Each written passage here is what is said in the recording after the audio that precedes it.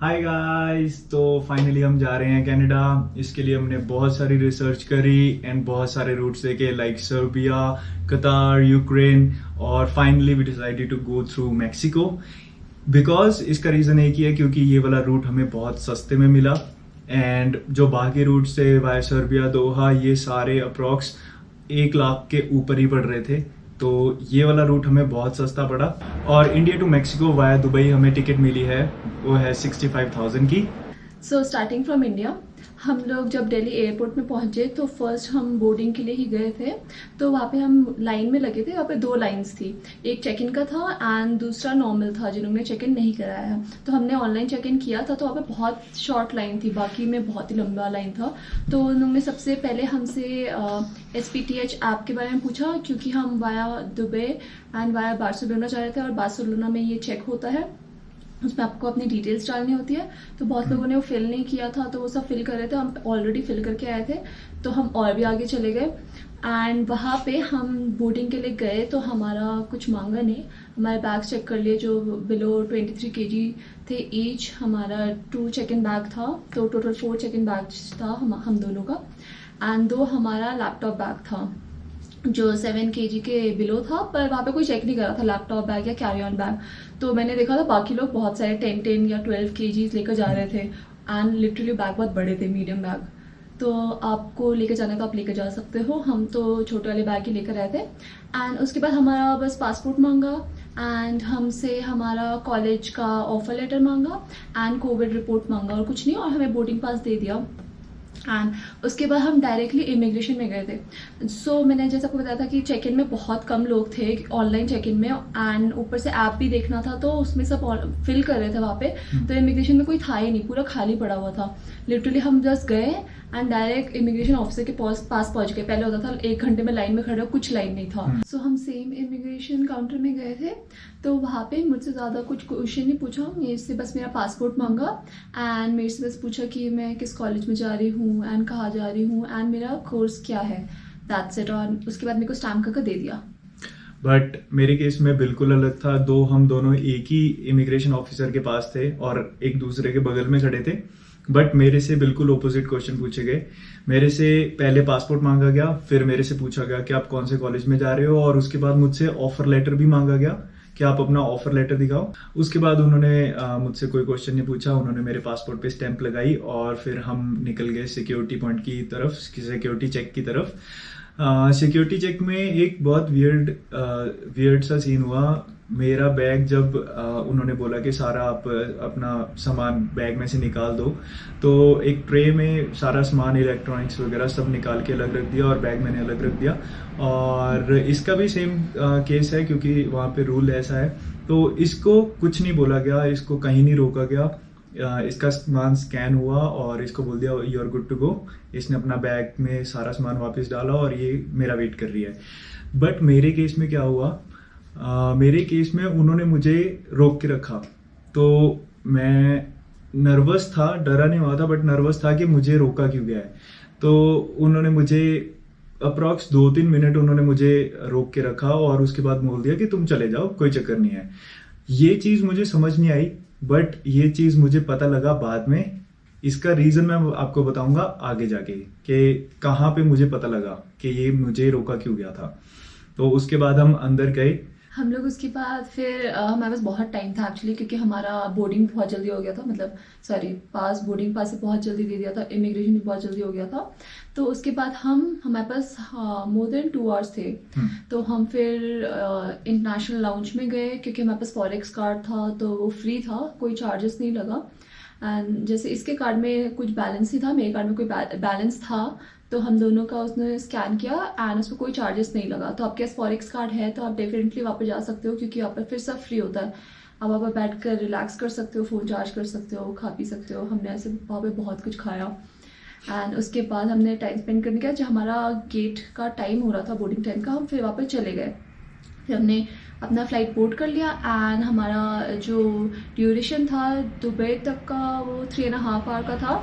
And फिर हम वहाँ पे पहुँचे, हम लैंड किए एंड वहाँ पे जब हम निकल रहे थे उन्होंने डायरेक्ट हमें भेज दिया ट्रांजिट एरिया में, वहाँ पे फिर से सिक्योरिटी चेक के लिए। फिर से हमारा पूरा सेम प्रोसेस हो रहा था, फिर से हमने बैग वहाँ पे रखे निकाल के, एंड उसके बाद फिर मेरा फिर से ठीक हो गया एंड इसका फिर से बैग रोक दिया सेम। तो इसका रीजन मुझे तब भी नहीं पता लगा कि उन्होंने मुझे ही क्यों रोका, इसको क्यों नहीं रोक रहे। तो उसके बाद क्या हुआ, तो फिर से मेरा बैग रोक दिया गया और मैं फिर से, मुझे बोला गया कि आप अपना पूरा बैग चेक करवाओ, क्योंकि उस टाइम जब हम दुबई में थे तो मैंने बैग में से कुछ निकाला नहीं था। तो उन्होंने बोला कि अपना बैग खोलो, हमें चेक करवाओ। तो उन्होंने क्या किया, सिक्योरिटी ऑफिसर ने एक वाइट स्ट्रिप ली इतनी सी और मेरे पूरे बैग में उन्होंने लगाना शुरू कर दिया, मतलब हर जगह, इलेक्ट्रॉनिक्स पे, मेरे बैग पे। तो मेरा डीएसएलआर का अलग से बैग था एक, तो वो डीएसएलआर का बैग भी उन्होंने बोला कि आप खोलो उसको, उसमें भी उन्होंने बैग पे लगाया, डीएसएलआर पे टच किया। तो मुझे पता नहीं था क्योंकि ये मेरे साथ पहली बार हुआ था। तो क्या हुआ, उसके बाद उन्होंने बोल दिया कि आप 5 मिनट वेट करो। तो कहने के 5 मिनट थे, उन्होंने ज़्यादा टाइम नहीं लिया। इतने में मैं बैग वगैरह बंद कर रहा था, तो इसने नोटिस किया कि हुआ क्या था ये। सो फिर जब ये बैग एक्चुअली पैक कर रहा था, ये थोड़ा साइड चला गया था, तो जो सिक्योरिटी वाला बंदा था वो गया कहीं साइड में ही गया था, मतलब दिख रहा था मेरे को, वो गया एंड वो वहाँ पे कुछ किया, जस्ट आ गया एंड उससे बोला यू आर गुड टू गो।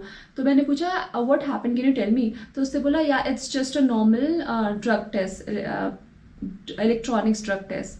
सो फिर मेरे को समझ आ गया अच्छा, मतलब चेक कर रहे हैं, पर मुझे इतना समझ नहीं आया कि इसका ही बार बार के चेक कर रहे थे। तो मेरे को बाद में रियलाइज़ हुआ कि इसका दिल्ली में भी चेक हुआ था और दुबई में भी, और मेरा क्यों नहीं चेक हुआ था कि ये रीज़न था कि इसके बैग में सारे इलेक्ट्रॉनिक्स थे, इसके बैग में 2 लैपटॉप था एंड 5 या 6 पावर बैंक थे एंड हमारी हार्ड डिस्क थी इतनी सारी एंड और भी बहुत कुछ था, चार्जर था। मेरे बैग में कुछ नहीं था, 2-3 इलेक्ट्रॉनिक्स ही थे, मतलब थोड़े बहुत ही थे।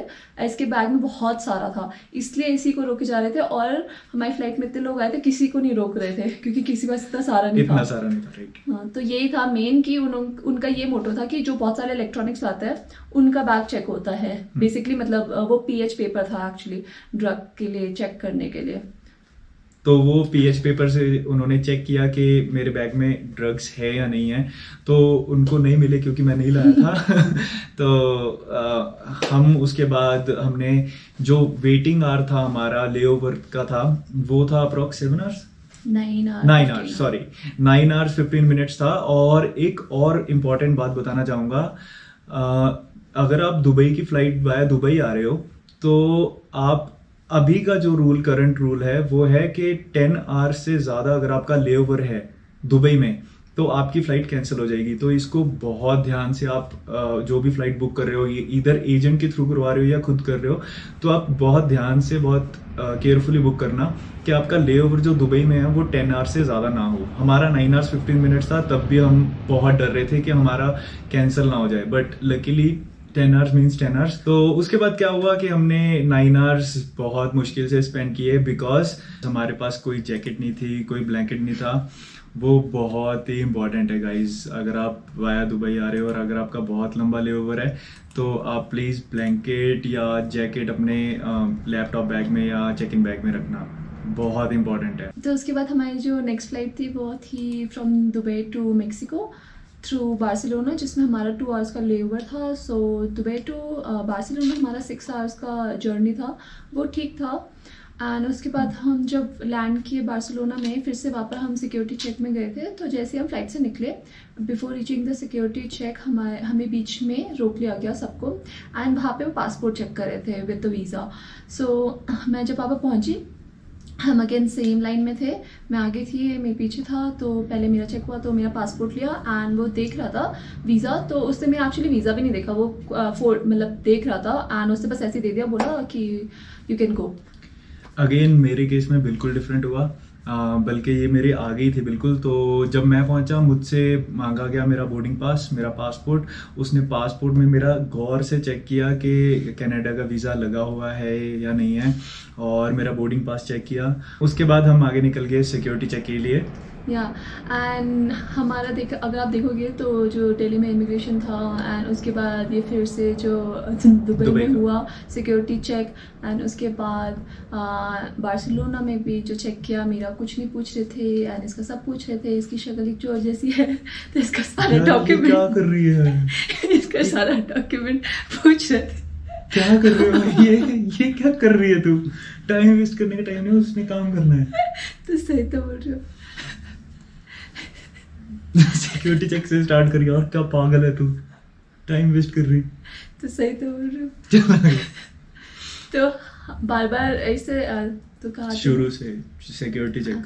तो सिक्योरिटी चेक में हम जब जा रहे थे तो आपने अगर नोटिस किया होगा तो मेरे से कोई डॉक्यूमेंट नहीं मांगा कहीं पर भी, ना दिल्ली में मांगा ना दुबई में, एंड इसको दिल्ली में भी रोका गया, दुबई में भी रोका गया, एंड इसमें बैग का नहीं था तो भी इसको सिक्योरिटी में इसका पासपोर्ट अच्छे से चेक हो रहा है, इसके बोर्डिंग पास मांग रहे, किसी से नहीं मांगा। तो एक्चुअली शक्ल में भी मैटर करता होगा। जो मेरे से नहीं पूछ रहे थे इससे बार बार पूछे जा रहे थे। मास्क लगा हुआ था 24 hours. It doesn't matter. So आप देख लेना, सबका अलग अलग एक्चुअली एक्सपीरियंस होता है, सबसे अलग अलग क्वेश्चन पूछते हैं। तो इट डजेंट मैटर आप साथ ट्रैवल कर रहे हो या फिर आप एक सेम रूट में ट्रैवल कर रहे हो।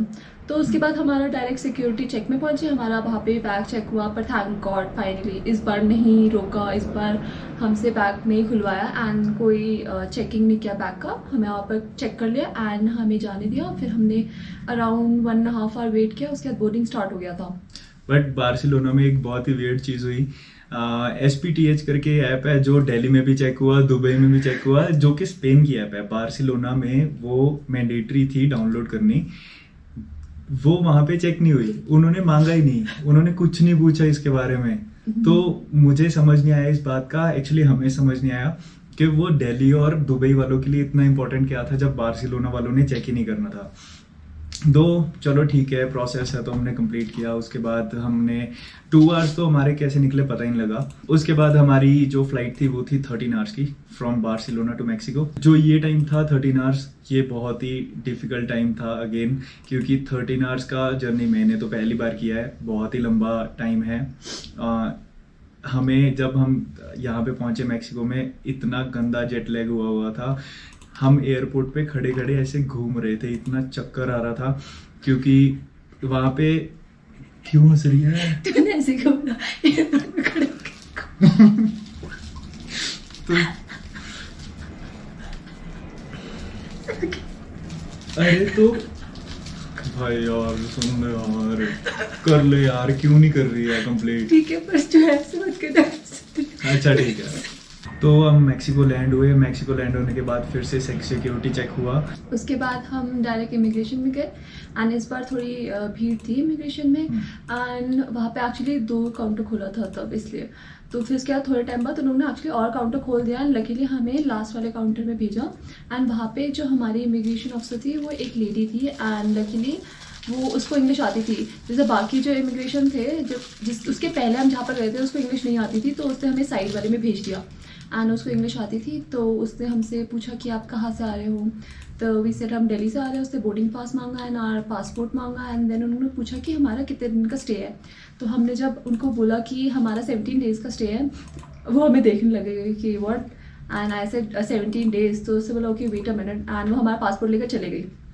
एंड उसके बाद हम खड़े होकर वेट कर रहे थे एंड वो लिटरली 5 मिनट बाद आई एंड फिर उसने बोला okay show me your documents, show me your college offer letter and then your fee receipt and your airline ticket from Mexico to Canada and ऐसे हमारे डॉक्यूमेंट्स मांगे बहुत सारे। एंड उसके बाद उससे बोला ओके एंड उसने फिर पासपोर्ट में हमें स्टैम्प कर दिया एंड उससे डायरेक्ट बोला कि वेलकम टू मैक्सिको। एंड उसके बाद हम वहाँ से आ गए। फिर हम अपना कैब के लिए बुक कर रहे थे, जो हमारा Airbnb ऑलरेडी बुक था, तो उसके लिए हम कैब देख रहे थे। हमने पहले एयरपोर्ट में पूछा तो एयरपोर्ट में उन्होंने हमें प्राइस बताया, जबकि ये 20 मिनट्स अवे है बस, उसका प्राइस बताया 300 पेसोस, तो बहुत एक्सपेंसिव था। तो हमने ऑनलाइन देखा गूगल में एंड उसमें क्या बता रहा था दीदी DI, तो हमने उसके थ्रू देखा, उसमें 60 पेसोस आ रहा था, तो हमने उसी के थ्रू बुक कर लिया एंड उसके थ्रू हम यहाँ पर पहुँच गए। तो अगर आप आते हो तो प्लीज़ मेक श्योर कि आप ऐप्स देखो, यहाँ पे जैसे ऊबर भी चलता है तो उसमें आप देखो rather than booking a cab from airport because it's very expensive from there. Right. और जो दीदी ऐप है उसमें ज़रूरी नहीं है आपके पास मैक्सिकन कैश होना चाहिए, आप अपना क्रेडिट कार्ड या डेबिट कार्ड भी यूज़ कर सकते हो। या तो Forex वो कार्ड। फॉरेक्स कार्ड वो इंडियन कार्ड्स एक्सेप्ट करते हैं, और कोई एक्स्ट्रा डिडक्शन नहीं हुई आई गेस। या एंड हम एक्चुअली इंडिया से कोई पीसोस लेकर नहीं आए थे हम्म। क्योंकि वहाँ मिल नहीं रहा था। हम कोई यूएसडी भी नहीं लेकर आए थे क्योंकि हमें यहाँ पर आकर हम एटीएम से निकालते, इसलिए हमने एयरपोर्ट से भी नहीं निकाला था बिकॉज वहाँ पे एक ही बैंक था BBVA and it was charging 174 pesos extra. तो आप अगर निकालना है तो आप वहाँ से भी निकाल सकते हो, या फिर आपका मन है तो आप USD भी लेकर आ सकते हो। और हमारी एक नेक्स्ट वीडियो हम डालने वाले हैं जिसमें हम बताएंगे कि बैंक कौन से ATM से आपको पैसे निकलवाने हैं मैक्सिकन पेसोस, सो दैट आपको कोई एक्स्ट्रा डिडक्शन जो हर बैंक का अलग अलग होता है कि आपको कम से कम किस में लगेगा। तो हमारी नेक्स्ट वीडियो पक्का देखना, और अगर आपको ये वीडियो अच्छी लगी तो please like, subscribe and share. अगर आपको कोई भी क्वेश्चन पूछने हैं please do reach out to us on comments, आप हमें कमेंट कर सकते हैं, या हम डिस्क्रिप्शन में अपनी इंस्टाग्राम ID, फेसबुक अकाउंट हम अपना सब मेंशन कर देंगे, तो आप उसके थ्रू भी रीच आउट कर सकते हैं। Thank you guys, thanks for watching and Adios. Adios.